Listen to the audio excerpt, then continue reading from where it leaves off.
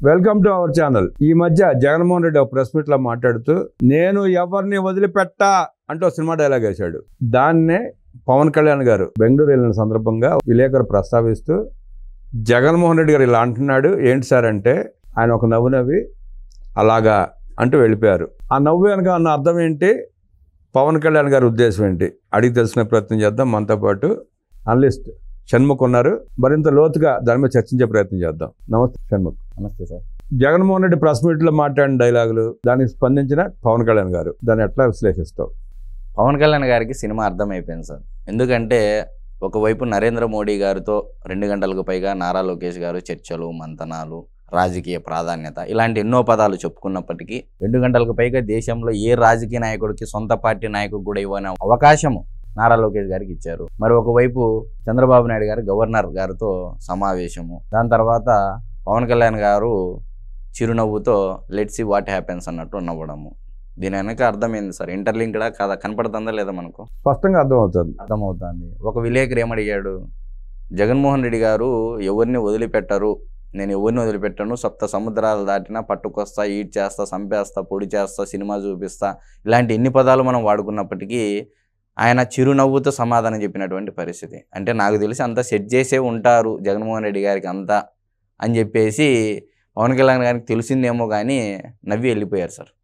దీన్ని బట్టి జగన్మోహన్ రెడ్డి గారి సినిమా చూపిస్తా అన్నారు, జగన్మోహన్ రెడ్డి గారికి సినిమా చూపిస్తారేమో అన్నట్టు పవన్ కళ్యాణ్ గారి అర్థమైతే కనపడతా ఉంది సార్. మీరు అన్నట్టు లోకేష్ గారు మోడీ గారితో 3 గంటల సమావేశం అవటం, పవన్ కళ్యాణ్ గారు ఆయన నవ్వు వెనక ఎలా కనిపించిందంటే ఎల్కేజీ పిల్లాడు బల్పం కోసం పోరాడుతా అల్లరి చేస్తా మారాన్ చేస్తా అంటే నవ్వు వెళ్ళిపోయినట్టు జగన్మోహన్ రెడ్డిని ఎల్కేజీ పిల్లాడితో పోల్చుకుని నీకు సినిమా అయిపోయింది, నీకు సినిమా మేము చూపిస్తాం త్వరలో, రాజమండ్రి నీ కోసం సిద్ధం చేస్తున్నాం, రారా బాబు అన్నట్టు నవ్వుకుంటూ వెళ్ళిపోయాడు ఆయన. వీటికి తోడు ఇవాళ ముఖ్యమంత్రి నారా చంద్రబాబు నాయుడు గారు ఢిల్లీ పర్యటన, ప్రధానమంత్రి మోడీ గారితో సమావేశం, అమిత్ షా గారితో సమావేశం. ఈ సమావేశాలు కనుక జగన్మోహన్ రెడ్డి అరెస్ట్ చర్చకు వచ్చే అవకాశం ఉందా? రీసెంట్గా 2 రోజుల కిందట చంద్రబాబు నాయుడు గారు క్యాబినెట్ మీటింగ్లో మద్యం స్కామ్ గురించి ఎవరు మాట్లాడొద్దని చెప్పేసి కూడా మంత్రులకు సలహా ఇచ్చినటువంటి పరిస్థితి. మరి దాని తర్వాత అది వారం గడవక ముందే ఢిల్లీకి ప్రయాణము నారా చంద్రబాబు నాయుడు గారు.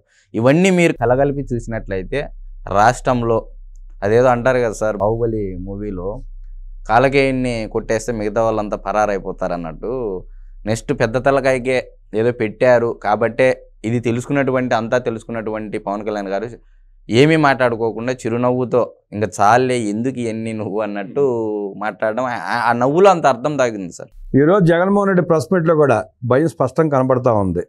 నా అరెస్ట్ తప్పదు అన్నట్టే తన పార్టీ కార్యకర్తలను నాయకులను దేవరిస్తూ ఉన్నట్టు ఉన్నాడు.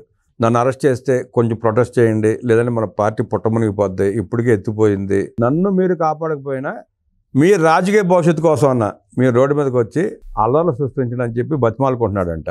దానికి కూడా చాలా మంది తీవ్రంగా వ్యతిరేకిస్తున్నారు ఆ పార్టీ నాయకులే. ఈ సందర్భంగానే ప్రకాశం జిల్లా, నెల్లూరు జిల్లాలో 100 మంది కార్యకర్తలు, పలువురు నాయకులు పార్టీ మారుతున్నారు.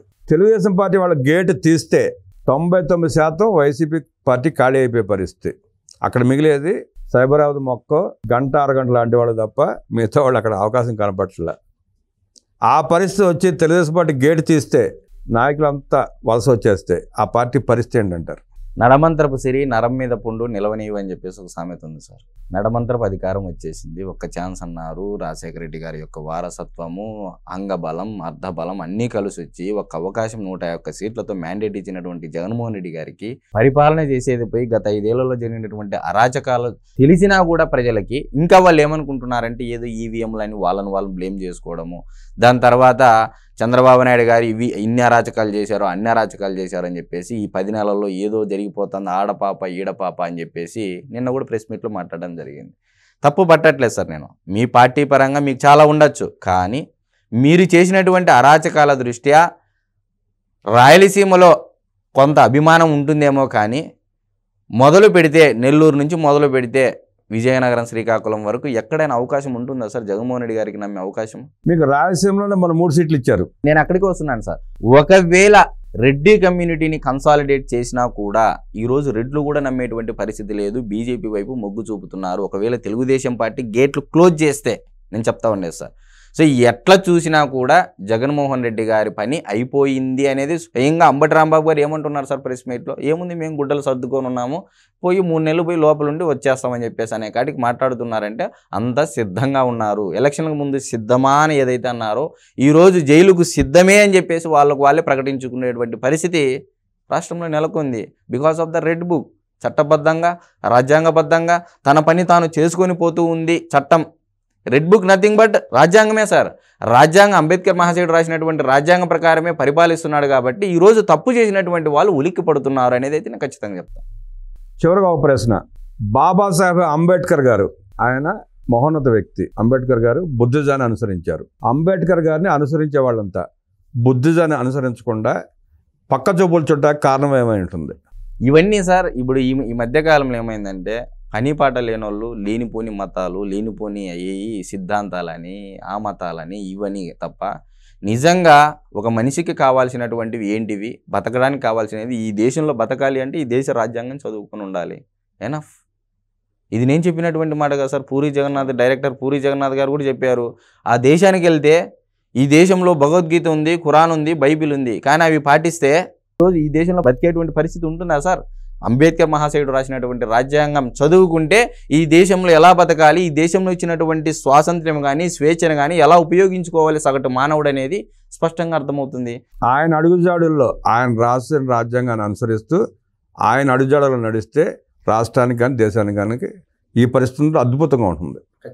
ఎన్నికలకు ముందు సిద్ధమా అన్నాడు జగన్ రెడ్డి. ఇవాళ సిద్ధమయ్యి బట్టలు సర్దుకుని జైలు కట్టాక సిద్ధమైపోయాడు జగన్మోహన్ రెడ్డి అంటూ విశ్లేషించిన షణ్ముఖ్కి అభినందనలు తెలియజేస్తూ నమస్కారం.